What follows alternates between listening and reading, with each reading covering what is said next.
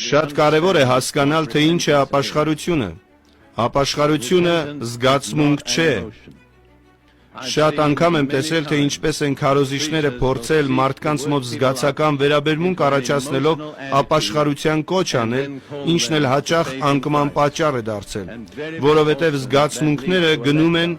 և նրանք մնում են առանց որևէ բանի։ Այնպես որ հիշեք, ապաշխարությունը, որը նկարագրված է Աստվածաշնչում, զգացմունք չէ, այն որոշում է։ Այն չի բխում զգացմունքներից, այլ բխում է կամքից։ Եթե մեզ հաջողվի հասնել մարդկանց կամքին և փոխել այդ կամքը, ապա հարատև փոփոխություն կտեսնենք։ Այսօր եկեղեցում շատ այսպես կոչված փոփոխություններ կարճ են տևում, որովհետև նրանք իրապես չեն փոխում անձի կամքը։ Նրանք զգացական վերապրումներ են ունենում, ոգևորվում են, անգամ միգուցե մի քանի շաբաթ, ամիսներ, տարիներ, իրենց լավ են զգում, բայց վերջում չեն ունենում այն, ինչ պահանջվում է իրենց ընթացքի համար, որովհետև իրենց կամքը չի փոխվել։ Մենք գիտենք, որ Աստվածաշնչում երկու հիմնական լեզու կա՝ հունարենը նոր կտակարանում և եբրայերենը հին կտակարանում։ Եվ այդ լեզուներից յուրաքանչյուրն իր հատուկ ձևակերպումն ունի ապաշխարության վերաբերյալ։ Եվ միայն այն դեպքում, երբ այդ երկու ձևակերպումները կողք կողքի են դրվում, ստանում ենք ապաշխարության ամբողջական պատկերը։ Հունարենում սա նշանակում է մտքի փոփոխություն, փոխել մտածողության ձևը։ Այսպիսով, առաջին հերթին ապաշխարությունը ձեր մտքի փոփոխությունն է ձեր ապրած կյանքի հանդեպ։ Մինչ այդ ես ապրել եմ հաճեսնելով ինձ, սակայն այդ օրվանից ես ապրում եմ իմ Փրկչին Հիսուսին հաճեսնելու համար։ Սա որոշում է և ինչպես արդեն ասացի, զգացմունք չէ։ Դուք կարող եք ապաշխարել առանց որևէ արտահայտիչ զգացմունքի, բայց դուք չեք կարող ապաշխարել առանց կամքի փոփոխության։ Եվ սա շատ հատուկ է հրեա ժողովրդին։ Նրանք ցանկանում են իմանալ, թե ինչպես է այդ գործում, և եբրայերենում ապաշխարել բառի բառացի իմաստը շրջվելն է։ Դուք սխալ ընթացքով էիք գնում, ձեր թիկունքը Աստծուն դարձրած, և 180 աստիճանով շրջվում եք առ Աստված և ասում.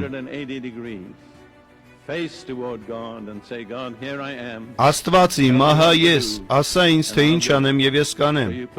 Այնպես որ այս երկու բառերը կողք կողքի դնելով մենք կունենանք ապաշխարության ամբողջական պատկերը։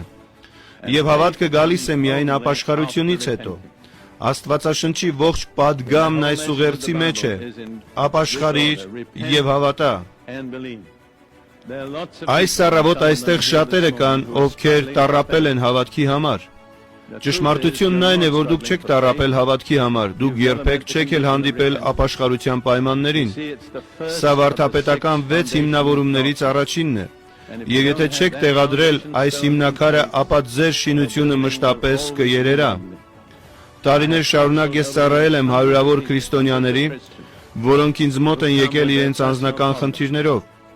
Եվ բազում փորձառություններից հետո եկել եմ այս եզրակացությանը. Քրիստոնյաների առնվազն 50%-ը բախվում են հետևյալ փաստին. նրանք երբեք ճշմարիտ ապաշխարություն չեն ունեցել։ Նրանք երբեք իրապես չեն վերապրել մտքի փոփոխություն, երբեք որոշում չեն կայացրել, երբեք չեն հանձնվել Հիսուսի տիրապետությանը։ Նրանք շարունակում են մտածել այս կերպ. հիմա եթե ես սա անեմ, ինչ օգուտ կտա ինձ, ինչ կլինի ինձ հետ։ Ապաշխարողն այդպես չի մտածում, այլ մտածում է. եթե ես դա անեմ, ապա Հիսուսն արդյոք կփառավորվի դրանով։ Եվ մենք ունենք այդպիսի մարդկանց մի մեծ բազմություն։ Ես մտածում եմ, որ հատկապես երիտասարդները և ոչ միայն երիտասարդները, այլ նրանք, ովքեր երկմտում են, ինչպես Աստվածաշունչն է ասում, անհաստատ են իրենց բոլոր ճանապարհներում։ Նրանք չունեն ամուր հիմք և չեն կարող ամուր կառույց ունենալ։ Այնպես որ ես քեզ հրավիրում եմ, որտեղ էլ որ լինես, հենց հիմա կարճ ժամանակով խորհես և հարցնես ինքդ քեզ. արդյոք ես երբևէ ճշմարտապես ապաշխարել եմ։